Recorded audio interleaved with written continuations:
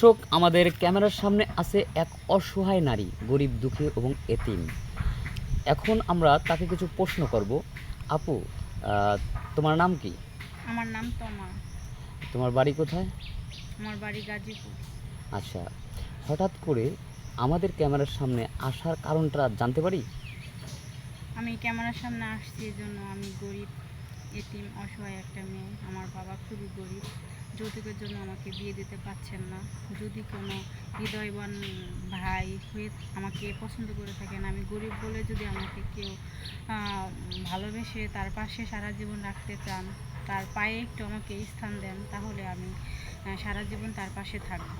এজন্য আমি আসছি। ও, মানে আপনি আসছেন যে যৌতুকের কারণে আপনার বাবা আপনাকে বিয়ে দিতে পারছে না। যদি হ্যাঁ, কোনো ব্যক্তি, হৃদয়বান ব্যক্তি যদি আপনাকে বিয়ে করে যৌতুক ছাড়া, তাহলে আপনি মানে বিয়ে করতে রাজি। হ্যাঁ। আচ্ছা, এমনও হতে পারে যে কোনো প্রবাসী ভাই হয়তো বয়স একটু বেশি, এখন আপনাকে বিয়ে করতে চায়। আপনি কি তাকে বিয়ে করবেন? আসলে ভাইয়া, বয়স তো কোনো ব্যাপার না। আসলে মানুষটা সঠিক কিনা, তো সে একটা সুন্দর, তার মনটা কিনা, তার বুকে আমাকে স্থান দিবে কিনা, এই জন্য এরকম একটা মানুষ আমি চাই। আমার কাছে বয়স কোনো ব্যাপার না। আচ্ছা, বয়স কোনো ব্যাপার না, শুধুমাত্র আপনার দায়িত্বটা নিতে পারলে এবং আপনাকে হ্যাঁ, সুখে রাখতে পারলেই আপনি জি। তাকে বিয়ে করবেন। তাছাড়াও আরও অনেক কোনো কারণ থাকে, যেমন মনে করেন হয়তো কেউ দেখা যায় এমন কোনো ভাই হয়তো বিয়ে করেছে, তার বউ অসুস্থ, মানে দ্বিতীয় বউ হিসেবে যদি আপনাকে মানে নিতে চায়, তো আপনি কি সম্মতি আছেন? হ্যাঁ, আছি। যদি ফ্যামিলিভাবে আমাকে অ্যাকসেপ্ট করে, আমাকে, আমি গরিব বলে যদি আমাকে কেউ ভালোবেসে তাদের পাশে রাখে, আমি থাকবো। আচ্ছা, আচ্ছা, মনে করেন আপনি ওই সিঙ্গেল ফ্যামিলি পছন্দ করেন না যৌথ ফ্যামিলি আমি পছন্দ যৌথ করেন? ফ্যামিলি পছন্দ করি। কারণটা কি? অনেকেই তো সিঙ্গেল ফ্যামিলি পছন্দ করে না, স্বামী সবার সন্তান না নিয়ে সে। ভাইয়া, সবার ভালোবাসাটাই সব থেকে বেশি। একজনের ভালোবাসায় আমি সুখী হব না, আমি ফ্যামিলির সবাইকে নিয়ে সুখী থাকতে চাই। যাই হোক, এই মেয়েটির কথা শুনলেন, আমরা আর বেশি স্কিপ বাড়াতে চাই না, কারণ 2-1 মিনিটে জীবনের গল্প বলা সম্ভব না।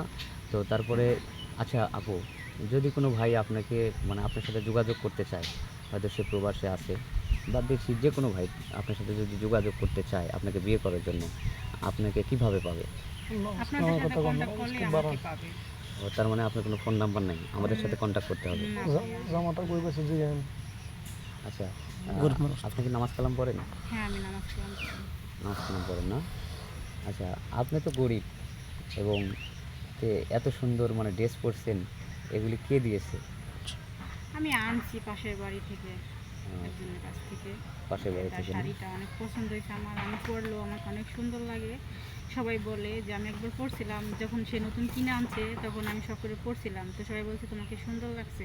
সেজন্য আমি শাড়িটা পরছি। আমার শখ, যে আমাকে বিয়ে করবে সেজন্য আমাকে এমন একটা শাড়ি দিয়ে বিয়ে করবে। এটা আপনার ইচ্ছা। জি। যাই হোক, আপনার মনের আশা যে আল্লাহ যেন পূরণ করে, এবং এমন কোনো ভাই যাতে আপনার জীবনে আসে, যাতে আপনার মনের আশা পূর্ণ হয়, এই দোয়াই করি। আর আমরা আর বেশি স্কিপ বাড়াবো না। তো শুনলেন আপনারা সবাই, এই আপুর কোনো ফোন নাম্বার নাই। যদি কেউ আমাদের সাথে, যদি এই আপুর সাথে কেউ যোগাযোগ করতে চান, তাহলে আমাদের স্ক্রিনে আমাদের নাম্বার দেওয়া থাকবে, হোয়াটসঅ্যাপ আর ইমো দেওয়া আছে, নক করবেন। কেউ ভিডিও কল অযথা দিবেন না, অডিও কল দিবেন। সুস্থ